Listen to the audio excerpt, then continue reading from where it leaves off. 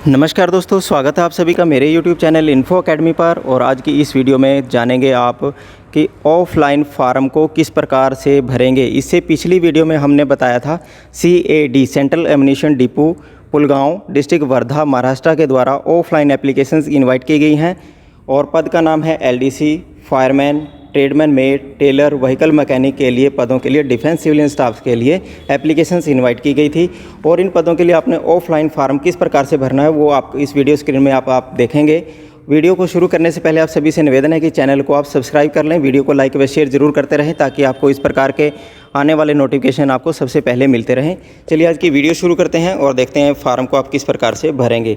सबसे पहले इसका अपेंडिक्स ए है, एडवर्टाइजमेंट का अपेंडिक्स ए के ऊपर ये एप्लीकेशन परफॉर्मा दिया गया है। इस परफॉर्मे के साथ आपने क्या क्या लगाना है वो आगे वीडियो में देखेंगे और इस एप्लीकेशन परफॉर्मे को किस प्रकार से भरना है। सबसे पहले लिखा है to the commandant central ammunition depot Pulgaon, pin code है 442303, डिस्ट्रिक्ट वर्धा में ये स्थित है और महाराष्ट्र स्टेट में स्थित है। इसके लिए आप पूरे ऑल ओवर इंडिया के सभी कैंडिडेट, सभी राज्यों के कैंडिडेट अप्लाई कर सकते हैं। यही इसका पोस्टल एड्रेस है। इस पोस्टल एड्रेस पर ही आपने ऑफलाइन एप्लीकेशन रजिस्टर्ड डाक, स्पीड पोस्ट या साधारण डाक के द्वारा भेजना है। सब्जेक्ट में इसमें एप्लीकेशन में लिखा है application for the post of tradesman mate, fireman, junior office assistant, vehicle mechanic और टेलर। तो इनमें से जिस पद के लिए आप अप्लाई कर रहे हैं उस पद के ऊपर आप टिक कर देंगे। आगे देखा है रिक्रूटमेंट नोटिस नंबर, यहाँ मैंने रेड अक्षरों में एक लिखा है रिक्रूटमेंट नोटिस नंबर। यही रिक्रूटमेंट नोटिस नंबर है, इसको ही आप लिखेंगे SC/CAD/RECT/01/2021। ये रिक्रूटमेंट नोटिस है इस एडवर्टाइजमेंट का, इसके तहत ही आपने अप्लाई करना है। पॉइंट नंबर 1 पर पोस्ट अप्लाइड, जिस पोस्ट के लिए आप अप्लाई करना चाहते हैं यहाँ मैंने रेड अक्षरों में लिखा है LDC फायरमैन, ट्रेडमैन में, टेलर, व्हीकल मैकेनिक। इन सभी पदों में से आप जिस पद के लिए अप्लाई करना चाहते हैं केवल उसी का नाम ही आप यहाँ लिखेंगे। यदि आप सभी पदों में अप्लाई करना चाहते हैं तो सभी पदों के लिए आपने ऑफलाइन एप्लीकेशन अलग अलग भरनी है और अलग अलग ही डॉक्यूमेंट लगाकर आपने पोस्ट करनी है। इसके बाद name of the candidate in block letter. Block letter का मतलब होता है कैपिटल लेटर। यहाँ आपने कैपिटल लेटर में अपना नाम लिख देना है, कैंडिडेट ने अपना नाम लिख देना है। फादर नेम में भी आप अपना फादर का नाम कैपिटल लेटर में लिखेंगे और वही स्पेलिंग लिखेंगे जो कि आपकी मैट्रिकुलेशन के सर्टिफिकेट में लिखे हुए हैं। और साइड में एक आपको बॉक्स बना हुआ है, इस बॉक्स में आपने एक फ़ोटो पेस्ट कर देनी है और पासपोर्ट साइज आकार की आपने फ़ोटो पेस्ट करनी है और फ़ोटो पेस्ट करने के बाद उसे आपने सेल्फ अटेस्टेड कर देना है। पॉइंट नंबर 4 पर डेट ऑफ बर्थ आपने इस प्रकार से लिखनी है जैसे मैंने आपको लिखकर दिखा रखी है। DD का मतलब है दिनांक, किस दिनांक को है। यदि आपका 11 है तो आप 11 को जैसे मैंने लिख के दिखाया रेड अक्षरों में वैसे लिखेंगे। मंथ में भी आप एक कॉलम में 1 लिखेंगे और दूसरे में 2 लिखेंगे। 12, ये 12वां महीना है। 1996 को जिस प्रकार से मैंने आपको लिख के दिखाया है, ये एग्जाम्पल के तौर पर मैंने आपको लिख के दिखाया है। आप अपनी डेट ऑफ बर्थ इस प्रकार से लिख सकते हैं। पॉइंट नंबर 5 में आपने एज ऑन लास्ट डेट इस एप्लीकेशन को भरने की 21 दिन आपको मिले हैं एडवर्टाइजमेंट को पब्लिश होने के और ये कल 3 जुलाई को पब्लिश होगी। तो 24 जुलाई आपकी एडवर्टाइजमेंट की लास्ट डेट है। 24 जुलाई को आप कितने वर्ष के हैं, कितने महीने के हैं, कितने दिन के हैं वो आपने 5वें पॉइंट में लिखना है। पॉइंट नंबर 6 में एड्रेस फॉर कॉरस्पॉन्डेंस। जो कॉरस्पॉन्डेंस एड्रेस वह होता है जो आपको पत्राचार का पता हो, जिस एड्रेस पर आपको पत्र आसानी से मिल जाए वो एड्रेस आप लिखेंगे। हाउस नंबर लिखेंगे, स्ट्रीट का नाम लिखेंगे, विलेज यदि आपका विलेज है तो विलेज लिखेंगे, पोस्ट ऑफिस लिखेंगे कौन सा आपका पोस्ट ऑफिस है, डिस्ट्रिक्ट लिखेंगे किस डिस्ट्रिक्ट से आप संबंध रखते हैं, स्टेट का नाम लिखेंगे और अपने जो एरिया का पिन कोड है, डाकखाने से आप पता कर सकते हैं आपके एरिया का पिन कोड है या आपके लेटर बॉक्स पे जो अभी आपके गांव में या आपके शहर में लेटर बॉक्स लिखा होगा उसके ऊपर भी पिन कोड लिखा रहता है तो आप वो यहाँ पिन कोड लिख सकते हैं। आगे आप परमानेंट एड्रेस लिखेंगे। परमानेंट एड्रेस वह एड्रेस होता है जो आपका स्थायी पता है, जो आपका मूल निवास का पता है। यदि आपके दोनों पते सेम हैं तो एड्रेस फॉर कॉरस्पॉन्डेंस में आप अपना फुल पता लिख दें और परमानेंट एड्रेस में आप लिख दें एज स्टेटेड अबाउ या एज अबाउ भी लिख सकते हैं या आप पूरा पता भी लिख सकते हैं।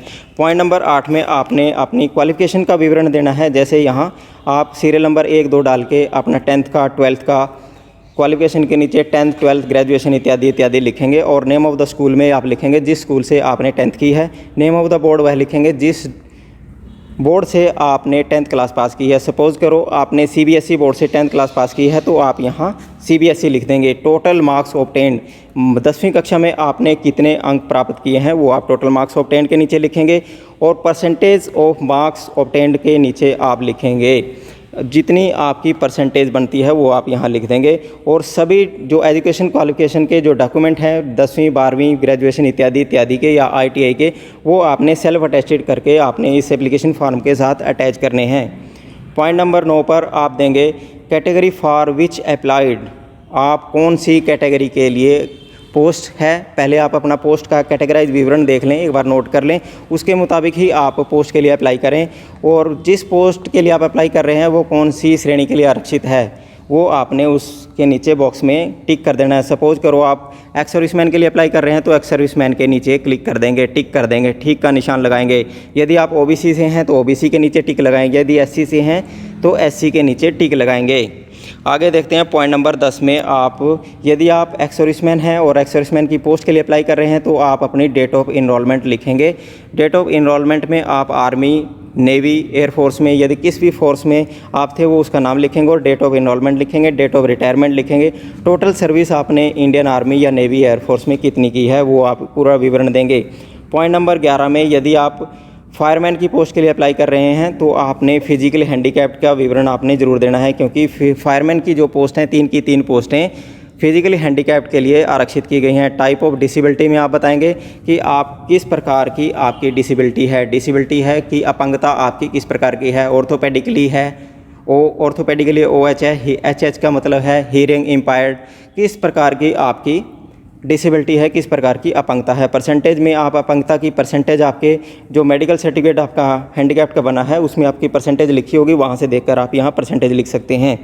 पॉइंट नंबर 12 में आप whether registered with employment exchange, यहाँ आप लिखेंगे यस और नो का विवरण देंगे। यदि आप एम्प्लॉयमेंट एक्सचेंज में रजिस्टर्ड हैं तो यस लिखेंगे, नो यदि नहीं है तो नो लिखेंगे। यदि आपका एम्प्लॉयमेंट एक्सचेंज में रजिस्ट्रेशन है तो आप अपनी रजिस्ट्रेशन नंबर भी लिखेंगे, मेंशन करेंगे और एम्प्लॉयमेंट एक्सचेंज का नाम भी बताएंगे।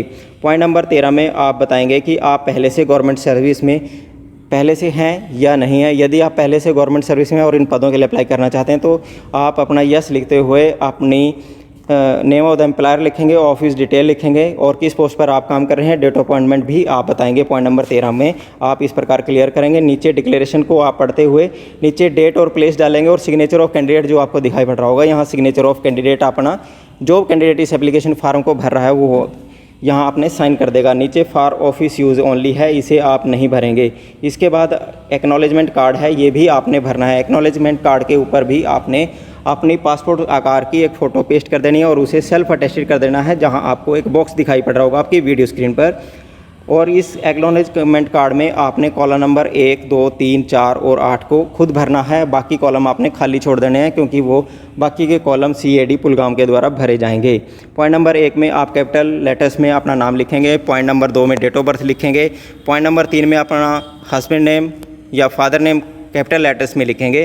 पॉइंट नंबर 4 पर आप अपना कॉरस्पॉन्डेंस एड्रेस लिखेंगे। कॉरस्पॉन्डेंस एड्रेस को एडमिट कार्ड में ध्यान से लिखें क्योंकि इस एड्रेस के आधार पर ही आपका जो कॉल लेटर है वो आपको प्राप्त होगा। 5वां कॉलम आपने नहीं भरना है, 6वां नहीं भरना है, 7वां नहीं भरना है और 7वें कॉलम में आपको बताया गया है कि वेन्यू ऑफ टेस्ट क्या रहेगा। वेन्यू ऑफ टेस्ट आपका रिटन एग्जामिनेशन क्या रहे, कहाँ होगा। Central ammunition depot Pulgaon Maharashtra में यह है स्थित है, वहाँ आपका होगा। सभी राज्यों के कैंडिडेट इन पदों के लिए अप्लाई भी कर सकते हैं। पॉइंट नंबर 8 पर आपने अपनी कैटेगरी का विवरण देना है कि आप जनरल, SC, ST या OBC, फिजिकली हैंडीकैप्ड या एक्स सर्विसमैन कोटे में किस पद के लिए अप्लाई कर रहे हैं। इसके बाद आप अपना सिग्नेचर ऑफ कैंडिडेट जो आपको दिखाई पड़ रहा होगा लेफ़्ट साइड में, यहाँ आप अपने सिग्नेचर कर देंगे। इस प्रकार आप इस एप्लीकेशन फॉर्म को भर दें और इसके बाद एक कवरिंग लेटर होगा जो कि कॉल लेटर होगा। इस कॉल लेटर को भी मैंडेटरी है अटैच करना, ये आपने सेपरेट शीट पर भी लगा देना है। एप्लीकेशन नंबर को आप खाली छोड़ देंगे, इंडेक्स नंबर को आप खाली छोड़ेंगे और जहाँ एक साइड में एक फ़ोटो का बॉक्स बना हुआ है वहाँ एक फ़ोटो पेस्ट करके उसको सेल्फ अटेस्टेड कर देंगे। जहाँ ये आपको कोने पे लेफ़्ट साइड में आपको 3 खाली लाइनें दिखाई दे रही हैं, इनके ऊपर आपने अपना कॉरस्पॉन्डेंस एड्रेस लिखना है। Test for the post of के बाद जो डैश है इसमें आप अपना पोस्ट का नाम लिखेंगे जिस पोस्ट के लिए आप इस फार्म को अप्लाई कर रहे हैं। Reference your application submit in response of, जिस पोस्ट के लिए आप अप्लाई कर रहे हैं कॉलम 1 के जो डैश है इसमें भी आप वही लिखेंगे। और पॉइंट नंबर 2 आपने खाली छोड़ देना है। इस प्रकार आपने इसको भी भर देना है। और इसमें एक इंस्ट्रक्शन दी है कि जब भी आपको कॉल लेटर आएगा और आपको रिटन टेस्ट के लिए या स्किल टेस्ट के लिए बुलाया जाएगा तो आपने गवर्नमेंट के द्वारा इशू किए गए आईडी प्रूफ के रूप में ओरिजिनल आपको voter ID card, driving licence, Aadhaar card, PAN card इत्यादि आपको लेकर जाने पड़ेंगे। आपको यहाँ एक बात और क्लियर कर देते हैं कि इन एप्लीकेशन फार्म के साथ आपने क्या क्या डॉक्यूमेंट लगाने हैं और कौन कौन से डॉक्यूमेंट लगाकर आपने कौन से एड्रेस पर ऑफलाइन फार्म भेजना है। एड्रेस आपकी स्क्रीन पर आपको दिखाई पड़ रहा होगा, to the commandant central ammunition depot Pulgaon, pin code है 442303। और अब आपको बता देते हैं कि कौन कौन से डॉक्यूमेंट आपने इस एप्लीकेशन फार्म के साथ अटैच करने हैं। यदि आप ये डॉक्यूमेंट अटैच नहीं करेंगे तो आपका फार्म भी रिजेक्ट हो सकता है। पॉइंट नंबर देखो 14 पर इस एडवर्टाइजमेंट के बताया गया कि आपने डॉक्यूमेंट कौन कौन से लगाने हैं। सबसे पहला डॉक्यूमेंट आपको बताया कि जब इसके बर्थ सर्टिफिकेट आप लगाएंगे, मेडिकल सर्टिफिकेट इसके साथ लगाएंगे और कास्ट सर्टिफिकेट लगाएंगे।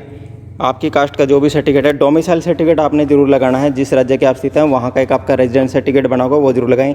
एजुकेशन क्वालिफिकेशन के सर्टिफिकेट आप जरूर लगाएं, मार्कशीट जरूर लगाएं और सभी को आप सेल्फ अटेस्टेड जरूर करें। Photocopy of discharge certificate of ex serviceman, यदि आप एक्स सर्विसमैन हैं और इन पदों के लिए अप्लाई करना चाहते हो तो अपनी डिस्चार्ज सर्टिफिकेट की कॉपी भी जरूर लगाएं।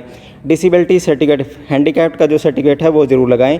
डोमिसाइल सर्टिफिकेट आपने जरूर लगाना है और 3 एडिशनल पासपोर्ट साइज फ़ोटोग्राफ भी आपने इस फार्म के साथ जरूर लगानी है।